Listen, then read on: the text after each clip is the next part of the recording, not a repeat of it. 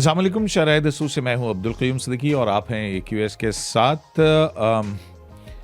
جیسا کہ گزشتہ ولاگ آپ نے دیکھا ہوگا ہمارا گل بخاری کے ساتھ، اور ابھی بھی جو ہے وہ سپریم کورٹ آف پاکستان کے اندر 9 مئی کے حوالے سے جو آرمی ایکٹ کے خلاف انٹرا کورٹ اپیلیں چل رہی ہیں کہ سویلینس کے ٹرائل کے حوالے سے، اس میں ایک مقدمے کا بارہا ذکر آیا اور وہ تھا F B L E case. یہ F B L E case تھا کیا؟ اس حوالے سے جو ہے وہ جب گل بخاری صاحبہ سے بات ہو رہی تھی تو انہوں نے بتایا کہ بلکہ یہ انکشاف کیا کہ جو ٹریبیونل تھا جس نے F B L E case کا ٹرائل کیا تھا، اس میں ان کے والد بھی تھے رحمت شاہ بخاری صاحب، اور ٹریبیونل میں میجر جنرل ضیاء الحق بھی تھے اور جہاں داد خان صاحب بھی تھے۔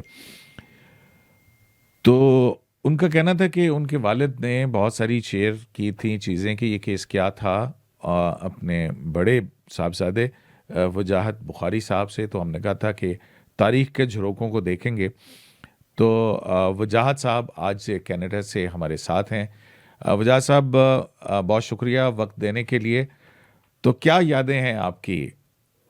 یہ کیا تھا F B L E case تھا کیا؟ یہ ٹرائل کیا ہوا، کیسے ہوا تھا، الزامات کیا تھے؟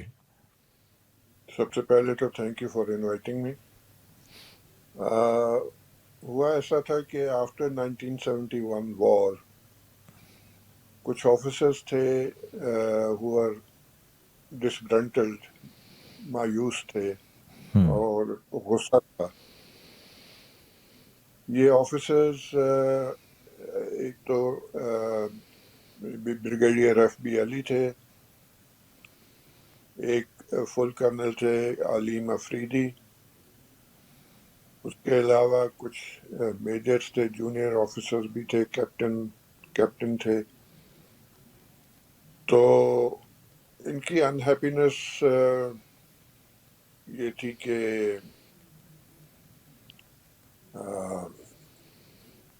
جو سقوط ڈھاکہ تھا اس سے متعلق۔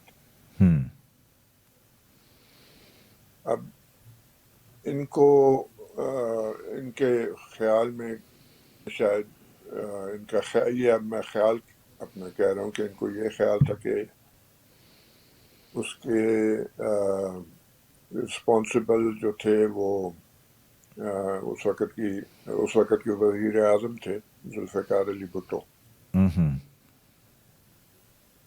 تو they wanted to bring down his government، اور انہوں نے پلان کیا ان آفس، تو وہ پلان ریویل ہو گیا کسی طرح سے ایجنسیز کے ذریعے۔ اچھا، تو انہوں نے جو پرائم منسٹر تھے انہوں نے جنرل ٹکا اس وقت چیف آف آرمی اسٹاف تھے، ان لوگوں سے کہا کہ ان لوگوں کا ٹرائل کیا جائے، ملٹری ٹرائل، کورٹ مارشل۔ تو اس پہ پھر یہ بینچ بنا جس میں اس وقت جنرل ضیاء الحق میجر جنرل تھے، میرے والد تھے، he was a brigadier at that time, اور جہاں داد خان بھی بریگیڈیئر تھے۔ اور پھر ظاہر ہے کہ ایک ڈیفنس کا پینل بھی بنا، جس سے میرا خیال ہے کہ اس وقت یہ بڑے قابل لائر تھے، ایم انور، غالباً ایم انور لیڈ کر رہے تھے اس پینل کو۔ اچھا، یہ خالد انور صاحب کے والد؟ یہ مجھے معلوم نہیں ہے۔ اچھا، یہ لاہور میں ہوا کرتے تھے، اور اس میں اعتزاز احسن صاحب تھے۔ He was a young lawyer at that time۔ اور بھی کچھ لائرز تھے جن کے مجھے نام یاد نہیں ہے۔ अच्छा। تو ٹرائل شروع ہوا اٹک فورٹ میں، اور یہ تینوں جو آرمی کے ججز تھے ملٹری کے، وہ بھی وہیں فورٹ میں ہوتے تھے، ہم اور یہ ڈیفنس والے بھی، اور جو بھی لوگ اریسٹ ہوئے تھے سارے، ایف بی علی اور یہ کرنل علیم افریدی، یہ بھی وہیں فورٹ میں ہوتے تھے۔ ہم اب وہ ٹرائل کی پروسیڈنگز کا تو مجھے ایگزیکٹلی نہیں پتا کیا، جی جی۔ لیکن اس کا اختتام ایسا ہوا کہ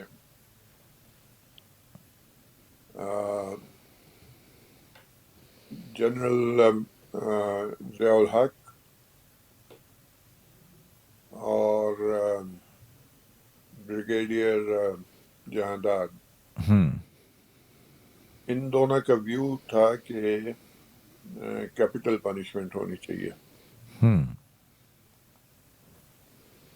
میرے والد کا خیال یہ تھا کہ وہ ان سے ذرا، ان کا مختلف ویو تھا، ذرا کیا کافی مختلف ویو تھا۔ ہم ان کا یہ ویو تھا، یا ان کی تھنکنگ یہ تھی کہ یہ جتنے حضرات ہیں یہ پلاننگ کی سٹیج پہ، ان کا پلان پکڑا گیا تھا اور پلاننگ کی سٹیج میں ہی تھے، ابھی تک انہوں نے اس پلان کو ایگزیکیوٹ نہیں کیا تھا۔ ہم تو ان کا آرگومنٹ یہ تھا کہ اگر تو یہ ایگزیکیوٹ کرتے اور ناکام ہو جاتے گورنمنٹ کو ٹاپل کرنے میں، تو ان کی پنشمنٹس، کیپٹل پنشمنٹس ہو سکتی تھیں، ہم لیکن کیونکہ یہ ایگزیکیوٹ کرنے سے پہلے ہی پکڑے گئے تھے پلاننگ سٹیج میں، ہم تو ان کا آرگومنٹ یہ تھا کہ اگر کوئی شخص اس ارادے سے نکلے گھر سے کسی کو قتل کرنے کے ارادے سے، ہم اور رستے میں وہ اپنا ارادہ تلخ کر دے، تو آپ اس کو سزا تو دے سکتے ہیں پلان کرنے کی، ہم لیکن کیپٹل پنشمنٹ نہیں دی جا سکتی۔ ٹھیک۔ پلاننگ کی سزا تک تو سزا ہو سکتی ہے۔ ہم اینی وے، کافی ڈیلیبریشنس کے بعد ان تینوں ججز نے finally they accepted, the other two judges, they accepted my father's view، okay. اور یونانیمسلی انہوں نے اپنا لکھا فیصلہ، ہم اور وہ فیصلہ ظاہر ہے جنرل ٹکا خان کو دے دیا۔ ہم اس کے بعد یہ تینوں، کیونکہ یہ ٹرائل کافی عرصہ چلا تھا، میرا خیال ہے غالباً تقریباً 1 سال چلا تھا، ہم تو یہ تینوں تو اپنی اپنی چھٹیاں لے کے، وہ جو اینول ہوتی ہے چھٹی، وہ لے کے یہ لوگ ڈسبرس ہو گئے۔ تو میرے والد تھانگڑ گئے، وہاں میرے دادا کا ایک وہ تھا چک یا گاؤں کہہ لیں، وہ اپنے والد کو ملنے چلے گئے۔ ہم تو ابھی یہ وہیں تھے، تو ان کو جی ایچ کیو سے ٹیلی گرام آیا، ہم اور بڑی اس میں ارجنٹ بیسس پہ ان کو کہا کہ آپ واپس آئیں۔ ہم اسی طرح جنرل ضیاء کو بھی، اور بریگیڈیئر جانداد خان. جانداد صاحب کو. ہم. تو یہ چلے گئے واپس وہاں GHQ میں.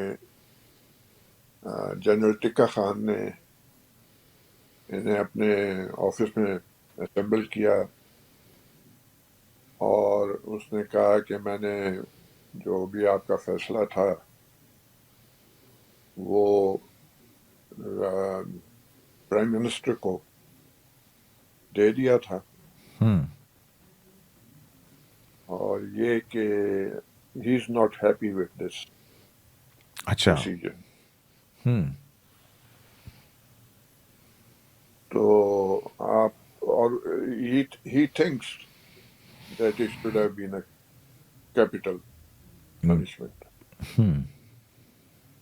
یہ بھی انہوں نے ان تینوں سے کہہ دیا. ان ہم. کی جو بھی سوچ تھی، ان کی جو سوچ تھی وہ بھی ان کو بتا دی، تینوں کنوے کو کر دی. کنوے کر دی. مطلب تو وزیر اعظم Zulfikar Ali Bhutto was not happy with the tribunal judgment کہ ان کو جو ہے وہ سزائے موت نہ دی جائے. ہاں، انہوں نے پنشمنٹس دی تھیں، ہم. کچھ ٹرمز دی تھیں. جو زیادہ ملوث تھے اس پلاننگ میں ان کو میرا خیال ہے 14 سال تک کی سزا ہوئی تھی. باقیوں کو کسی کو 8 سال، کسی کو 6 سال، depending on involvement of those officers. ہم. اور پھر سزائیں کم بھی ہو گئیں آہستہ آہستہ اوور پیریڈ آف ٹائم. وہ ہم. ڈے اور نائٹ کی بات ہے نا، جی ہاں.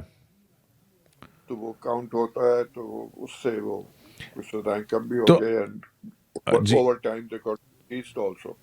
Any way, coming back to یہ جو کیا کہتے ہیں، ٹکا خان نے، جنرل ٹکا نے انہیں جو کہا، ہم. اور یہ کہا کہ آپ وہاں کوئی چھوٹا اور کانفرنس روم ٹائپ تھا، تو آپ وہاں بیٹھ جائیں تینوں اور اس کو ریویو کریں، اچھا. ٹیک اے لک ایٹ اٹ. ہم. تو یہ جب ٹکا کے آفس سے اٹھے، باہر نکلے، وہ کوریڈور سا ایک تھا اس طرف جہاں ان کو بیٹھنا تھا جا کے. تو وہ کوریڈور سے ہوتے ہوئے جب یہ جا رہے تھے تو جنرل ٹکا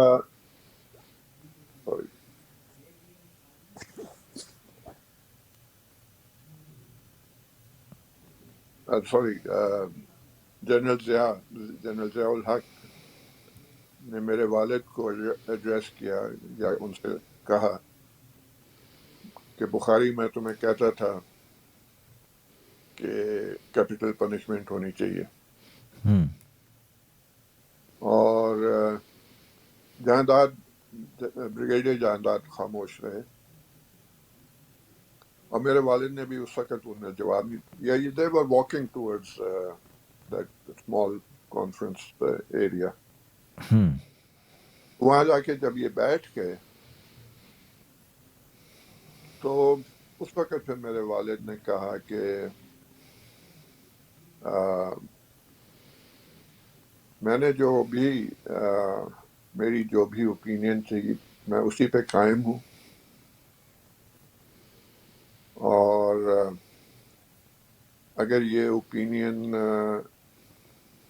گورنمنٹ کو یا پرائم منسٹر کو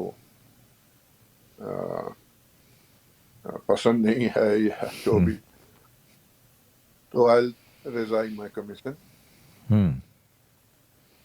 And especially now, after finding out what the Prime Minister wants. ہم. تو وہ تو میں یہ تو ایک it's a kind of influence coming ہم. from his office. So under such circumstances, I will not. میرا خیال ہے کہ وجاد بخاری صاحب سے ہمارا رابطہ منقطع ہو گیا ہے. تو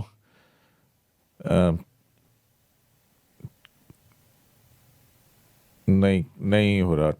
اوکے. تو جناب وجاہت بخاری صاحب جو ہیں ان سے ہمارا رابطہ منقطع ہو گیا، اور اس کی وجہ ظاہر انٹرنیٹ کا ایشو تھا، کوئی وہ آ گیا، کیونکہ بخاری صاحب جو ہیں وہ کینیڈا سے ہمارے ساتھ تھے، اور جو وجاہت بخاری صاحب ہیں، وجاہت بخاری صاحب گل بخاری کے بڑے بھائی ہیں، تو ان کے والد جو رحمت علی شاہ بخاری وہ ایف بی علی کیس ٹرائل کے اندر تھے. وہ اس وقت بریگیڈیئر تھے، ان کے ساتھ بریگیڈیئر جہانداد اور میجر جنرل ضیاء الحق اس کو انکوائری کو ہیلڈ کر رہے تھے. تو ان کی گفتگو سے جو ہم کلیکٹ کرتے ہیں وہ یہی کہ یہ آرمی کے اندر جو ٹرائل ہوا، اس ٹرائل میں جو ہے وہ اس ٹرائل کے دوران جب انہوں نے فیصلہ کیا کہ یہ کیپٹل پنشمنٹ نہیں بنتی، اور انہوں نے کنونس کیا، لیکن اس کے بعد پھر جو ہے وہ پریشر آیا اس وقت کے وزیر اعظم ذوالفقار علی بھٹو کی طرف سے بذریعہ اس وقت کے army chief tikka Khan, general tikka Khan.